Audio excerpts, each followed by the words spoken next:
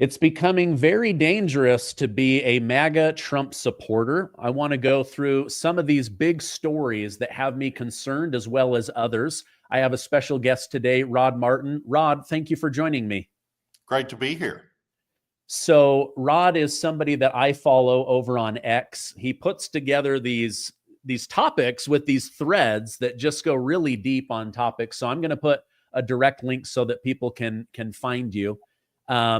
So you're very pro-America, very pro-Donald Trump. I want to get into that. But the first thing I wanted to get your thoughts on is down in South Carolina, a judge had her home burned to the ground. It was absolutely horrific. The thing that shocked me was then all of a sudden, Trump supporters and MAGA start being blamed for it. I want to show the fire, and then I want to get into why it's dangerous, this narrative. Let me show this to you and my audience. So just a horrible, horrible fire. You can hear this thing burning. So just absolutely horrific.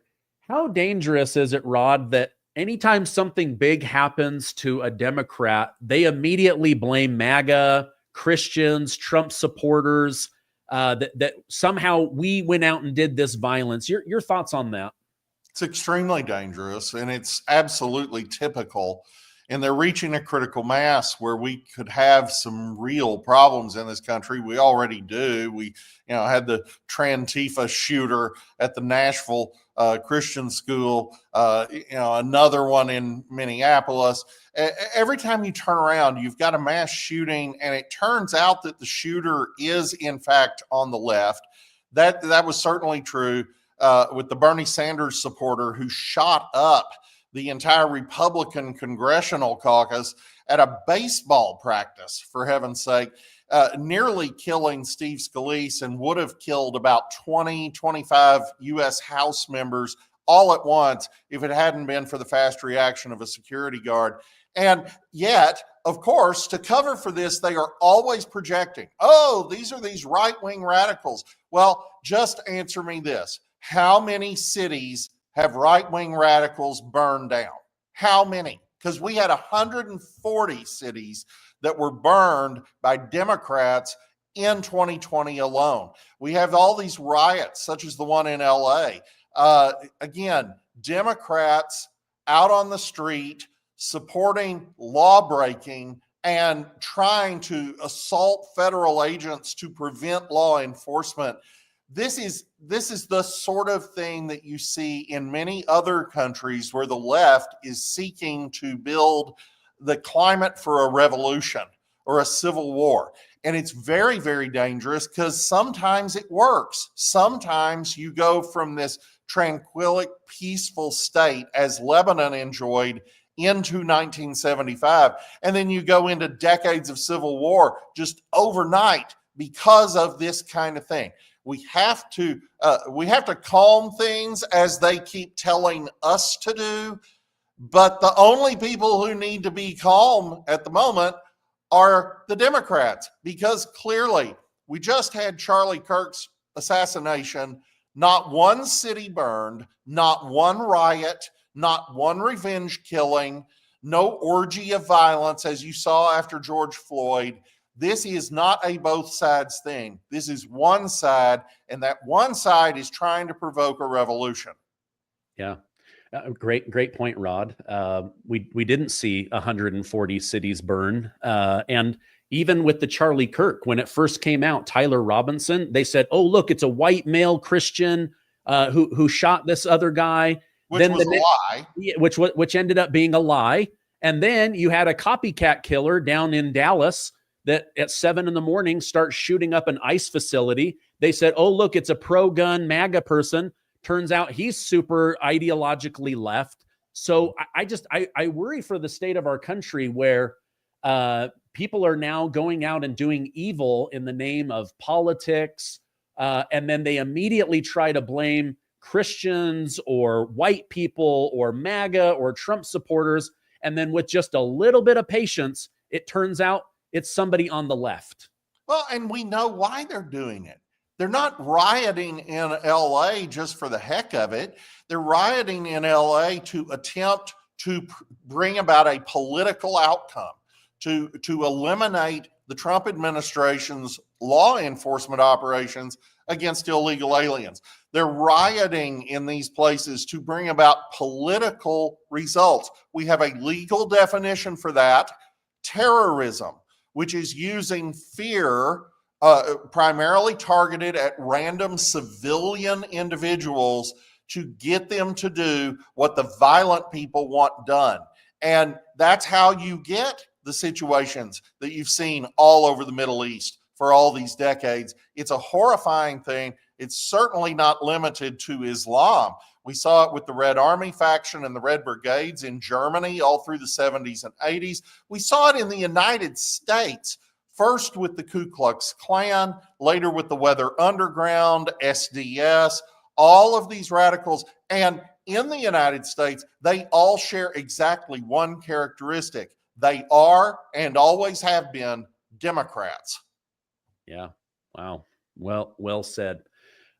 Speaking of Democrats, something very disturbing to me is this new revelation from Senator Chuck Grassley about how Christopher Wray, the former head of the FBI, that everyone said, oh, he can't be against Trump, he was put in by Trump, but all of his actions were very anti-Trump, very anti-Republican, anti-conservative, right?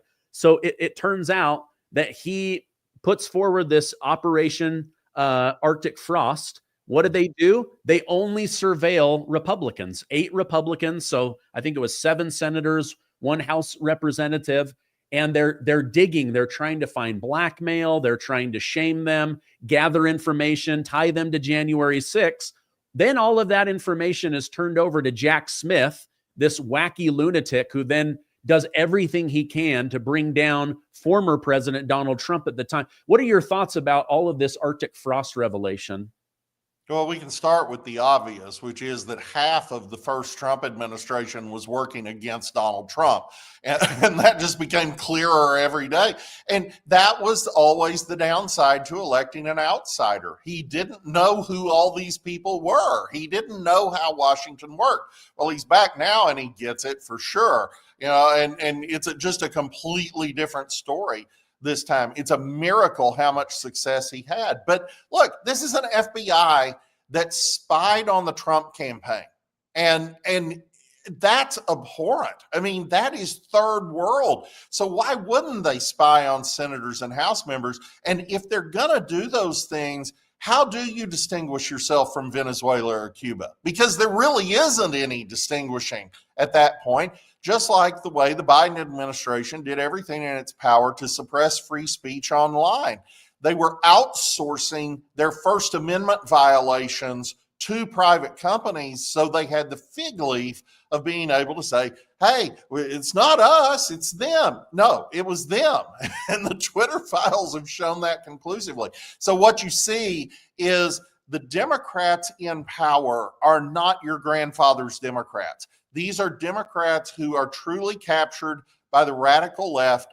They are real socialists, and you don't have to speculate about it. You don't have to take my word for it. They will tell you. AOC, Bernie Sanders, all these guys will get up and just tell you, we're socialists. We believe in socialism. Well, yeah, you do.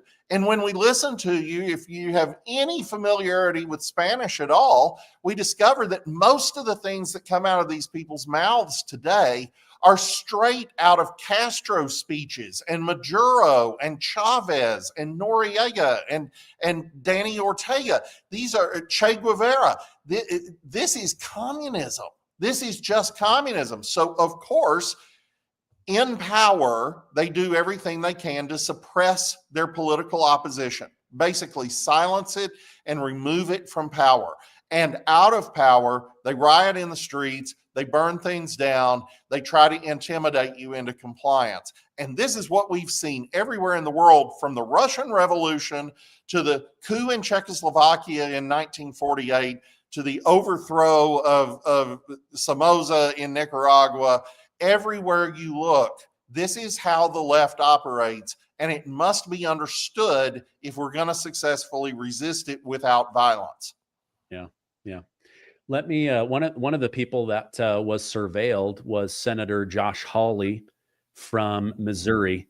And he just learned in the last couple days that his phones have been tapped. They've been, trying to get dirt information on him. And he brings it up to Pam Bondi. Let's watch this together and then we'll react to it. Also heard them said, and I just wrote it down because I wanted to be sure I heard it correctly. I've heard them say that Joe Biden never targeted his political enemies. Joe Biden never directed his attorney general to target his political opponents. That's interesting, because I could have sworn that yesterday we learned that the FBI tapped my phone. Let's look at it. We've got a list. Tapped my phone, tapped Lindsey Graham's phone, tapped Marsha Blackburn's phone, tapped 5 other phones of United States senators. Gee, it sure looks like targeting political opponents to me, and yet I haven't heard a word from that side of the dais about any concern whatsoever. We've got nothing but concerns today, but no concern at all for a Justice Department that is tapping the phones of sitting United States senators because who knows why. They don't like them. They're members of the opposition party. They're Republicans. They're conservatives.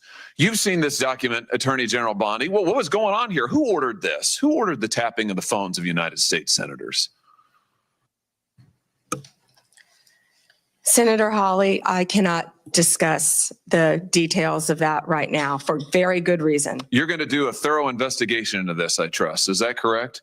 We will be looking at all aspects of this, and I have talked to Director Patel at length about And this. you're going to figure out who was involved in this, who signed off. Okay. I find two things very, very interesting. Number one, it was only Republicans, all 8, 100% of them are Republicans. And not a single Democrat is talking about the fact that their political opponent was targeted. I don't know. That is very weird to me.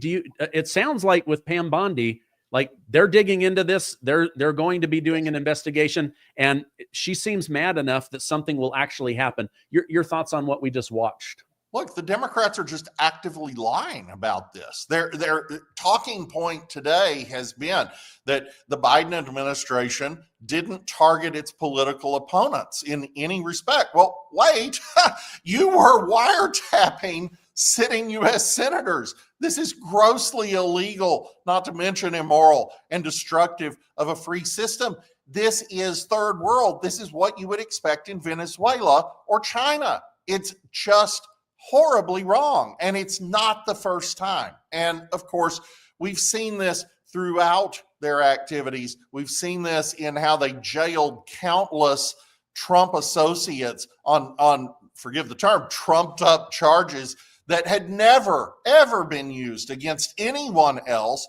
And of course, their hands are clean, and you shouldn't come after Jim Comey. Oh my goodness. Well, Jim Comey did exactly what they convicted and imprisoned Roger Stone for. And we all watched it on national TV. There's not really any doubt. So a jury will have a very easy time with that. But the bigger issues with Jim Comey, also a former FBI director, of course, and by the way, he has been cast as a Republican. This is a sick joke. This is a guy who has imbibed deeply of critical theory, of Marcuse and Horkheimer and all of those guys. He was a perfect pick for Barack Obama, who, of course, worked for Alinsky's organization early on. And these people have committed unbelievable crimes up to and including trying to demonize and destroy and remove an elected president on trumped up charges they knew were false, directed by the president, Obama, from the Oval Office. There is a grand conspiracy here, and the answer to your question, roundabout way, is Kash Patel has opened a grand conspiracy investigation into precisely those things. It can capture everything, going back to Hillary's server, whatever may fall within this, so long as they can demonstrate that there was an active conspiracy for a particular period of time. And what that achieves is, first and foremost, it means you can try these cases wherever there was a material fact of the conspiracy, which means you could get venue in South Florida, you could get venue in a decent number of places, and thus get a jury that won't always, without exception, let Democrats walk and hang Republicans. And the second thing is you bust out of the statute of limitations on a bunch of this stuff, because that conspiracy was clearly ongoing into recent times, if it has ended at all. And so, no, I expect there will be arrests. Comey was the first, but he isn't the last. Bondi and Patel and Bongino are dead serious about this, and they have to be. If we don't end the weaponization of government against political opponents, whether it's us or anybody else, if we don't end that, you cannot remain free. Yeah. Yeah, I look forward to that. I mean, this is a big revelation that's just coming out. These 8 members of Congress, they are furious. And I think they're going to hold Pam Bondi and Kash Patel to getting them answers on that. The Fed has finally dropped interest rates, and that's great news for American homeowners. Expenses have been a major burden on families. Wages are flat, prices keep climbing, and for many, the only way to make ends meet is to lean on credit cards. But that cycle of high interest debt makes it hard to stay ahead. If you're a homeowner, I want you to call my friends at American Financing. Right now, interest rates have dropped, and many homeowners are seeing options in the low 5s. Compare that to credit cards charging rates in the 20s or higher. There is an easy path to see how you can finally put your hard-earned equity to work for you. American Financing can help you pay off that expensive debt, free up your cash flow, and keep your budget under control. Their salary-based mortgage consultants are saving customers on average $800 a month. And if you get started today, you might be able to delay the next mortgage payment. Take control. Call American Financing today at 888-686-8030 or visit americanfinancing.net/Gardner. Again, that's 888-686-8030. Let me ask you this. One reason I like to read your posts over on X is you're very optimistic. You love America. Like me, you support President Trump. What are the reasons in your mind that you're still optimistic that we can make America great again? Well, I was optimistic in 24 when it was very likely they were going to steal another election and they were probably going to trundle me off to the camps or something, So if I can be optimistic then, now's a piece of cake. Donald Trump came in after 4 years in exile, being persecuted by the full weight of the United States and multiple state governments for 4 long years of absolutely illegitimate hell. And believe me, he spent every moment of that thinking about every moment of this second term. And of course, he had quite an incredible team around him to help him think it through. One of those, of course, is my friend Russ Vought, who is the head of the Office of Management and Budget, but also he's Elon's successor as head of DOGE. They are making tremendous progress. They know where the bodies are buried. They know what to do about it. So I think that we've got a real shot at unwinding what FDR began. If you'll forgive me for the digression, FDR created the modern administrative state, which is effectively a shadow one-party regime, because you've got 537 elected officials in the federal government. And one of those gets to appoint about 4,900 political appointees that then have to be confirmed by the Senate. And we haven't gotten a lot of Trump's nominees confirmed yet. So you've got this relatively small number of people versus 2.8 million unfireable, unaccountable bureaucrats who are all Democrats. All Democrats, because FDR knew exactly what he was setting in motion by creating these huge agencies and getting to staff them. He staffed them with people who agreed with him, who then hire their successors decade after decade. That's why when you elect a Republican president, historically, things don't really seem to change that much. because they aren't really changing that much. And Trump is going at that unconstitutional fourth branch of government with a meat axe. And fortunately, we have a Supreme Court that seems to mostly agree with him. I think we will undo Humphrey's executor this term. They're going to have oral arguments on that in December. And we saw Chevron go down back last year. That was a much bigger deal than a lot of people really realized. And wonderful things are happening on the legal front. But the biggest single thing is Donald Trump knows what he has to go after, and he's going after it, and he's moving so expeditiously that it's very, very hard for his opponents to keep up, which leaves them throwing Hail Marys like, hey, let's get $1 trillion in Medicaid spending for illegal aliens. Well, that's just brilliant. And there was no way he wasn't going to frame it properly. And the sombrero memes are just hilarious because they work. They work. It's exactly what Mark Twain taught us. Against the assault of laughter, nothing can stand. But the left can no longer meme, and it can no longer laugh. And it loses that battle in the long term. Yeah. Wow. You just said a lot of really brilliant things. I love that. One of my favorite things about the Trump administration was Doge. And sometimes in my mind, I think, oh, that was such a great thing. I wish it had continued.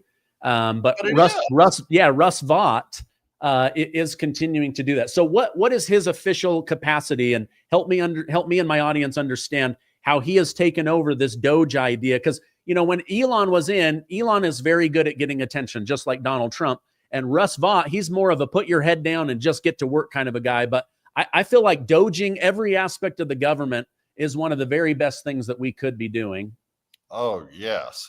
Well, I have to say, the funniest thing Donald Trump has done, and most people didn't realize there was a joke to get, is picking Russ to be head of the Office of Management and Budget, OMB.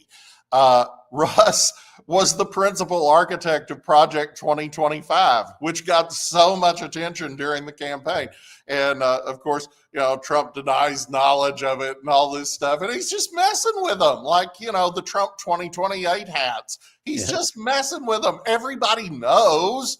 And so anyway, he brings in Russ to head the central part of every president's administration responsible for the line items and details of the funding and operation of all of these different departments and agencies. And so he's the natural successor to Elon to actually run it when it's time to actually start getting stuff done. Elon got a lot done, and God love him. What an incredible instance of public service to step away from not just one, but multiple companies for nearly 6 months to just do patriotic work. But now we're getting down to the fun stuff. They've got an artificial intelligence application at Doge that is going systematically through all of the federal regulations that exist. You could never do this in your lifetime. No human or group of humans could really do this because it's just so voluminous.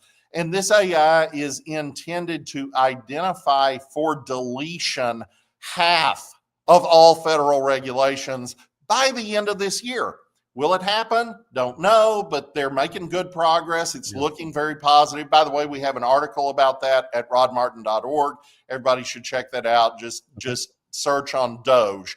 And, they're making tremendous progress. Now, will we use this shutdown to achieve some fast forward progress? Well, maybe. I mean, I think the president is hopeful that we can end the shutdown by negotiating on a handful of things that he's already more or less on board for anyway.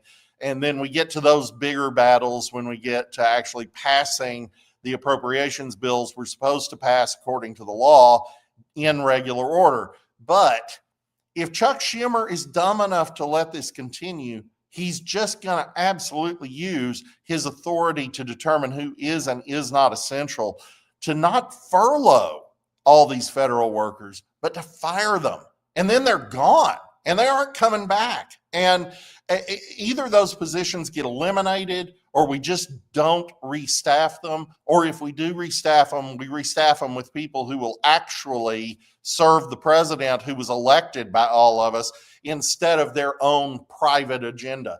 And, there's just no way for Chuck Schumer to win this. I understand why he's doing it, but he is really in a box, and it speaks really well for our chances in 26 and 28. Yeah, I agree. I think they opened Pandora's box, and now they don't know how to close it. I love that you pointed out that because I consider myself to be a libertarian that votes Republican, right? And I keep asking, why can't we get more done? Why can't we get more done? But your explanation of the permanent class is mostly Democrat. And so even though Republicans win, they can't really get much done because of the permanent class.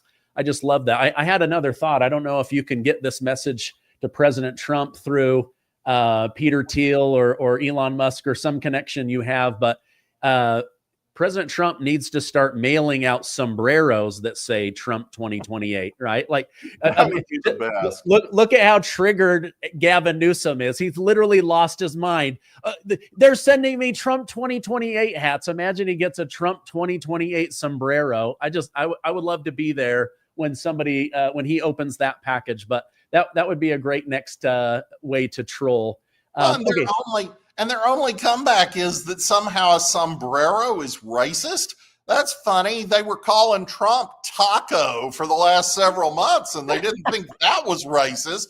It's just absurd, and people are seeing through it. When we had a media monopoly, you had 3 networks, and you probably, with your rabbit ears, only got 2 of them, and they're all on the same talking points for decades. You could get away with this kind of nonsense. But with the internet, oh my goodness, we all have 500 memes to hit them with 10 seconds after they say something. And it's just so different and so refreshing. And that's exactly why they went for social media censorship. They do not want your opinion heard. And that's what we're fighting for. We're fighting for the right of all different people, including our opponents, to be able to say what needs saying, because sometimes we're wrong and we need to be corrected. So we have to have free speech in this country. It has to be an absolute. And touching on what we were talking about earlier, this is the true evil of political violence. Political violence intimidates people into not speaking. So you don't get creativity, you don't get innovation, you don't get debate about what would really be best for people. You just get top-down control. That's what they're aiming at. That has to be stopped. And hopefully we can educate our Democrat friends to not go down that path and come back to the path that you see guys like Bill Maher on. Yeah. Every now and then I'm like, oh, Bill Maher is about to be red pilled, and then he'll say something extremely Democratic. And but bless his heart, I think he's his eyes have at least been opened that, wait a minute, maybe the other side is not as without blame as maybe they would make themselves look. I wanted to touch on one final story with you. You've got this Jay Jones running for Attorney General in Virginia. He wasn't getting a lot of attention until he had some text messages leaked where he was fantasizing about literally putting 2 bullets in the head of his political opponent, and that their children would die and their family would be in danger. Now, all of a sudden, Democrats are backing this guy, saying, we've got to make sure that he gets elected. I can't understand this twisted thinking. This is a guy that they should have said, shame on you.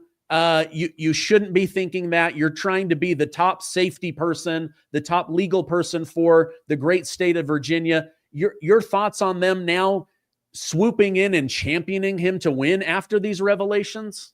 A lot of Democrats, and particularly the ones who reside in Northern Virginia, are very much of the opinion that what he did qualifies him for the top law enforcement office in Virginia, not disqualifies him.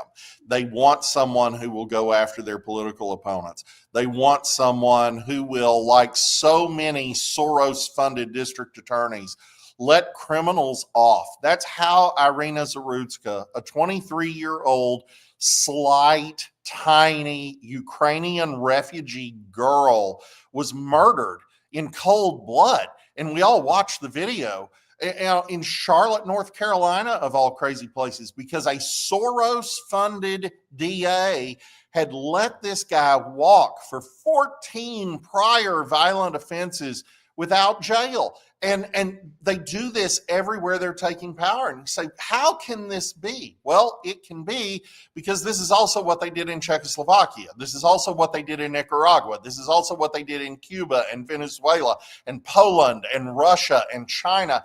They use these violent offenders to stir up enough concern among the general public that when they give you some top-down government solution that transfers power from you to that elite group of leftists trying to take power, you willingly give it to them. That's exactly what they're doing. And of course, they're also trying to provoke us to go on offense and start shooting them, because then they'll be able to say, look, the Republicans are doing it too. And that's where you get the kind of civil conflict that allows authoritarianism to take root. So we have to resist it. We have to call it what it is. And we have to recognize this is not a small fraction of the Democrat Party as it probably was in 1968. But in 2025 and presumably 2028, we're dealing with a sizable percentage of the Democrats who actually are for political violence and are actually in power in their party. And that's just horrifying. I don't know how we come back from that, but I trust that we probably will, in part because Donald Trump is taking it seriously. Going after Antifa as a domestic terrorist organization, honestly, is a slam dunk legally. He's not exactly breaking new ground there, and it's not something we haven't done before when we had similar domestic violent threats. And when you get into that, if you treat it like RICO, you're going to discover that some of the top Democrat funders are behind it, because a lot of what Antifa does is frankly very expensive, and they are not doing it off their mom's credit card. So we're going to have quite an interesting investigation there, I think. And again, Kash Patel and Dan Bongino are absolutely the guys to go after it. Yeah, I agree. I can't wait. When I covered that on my news show, I was like, yes, finally, let's go after these organized criminals. So, excuse me, Rod, thank you so much for coming on. I knew that this would be a great conversation just based on the way that you lay out information. It's just really well done. If people want to follow you online, where should I point them towards?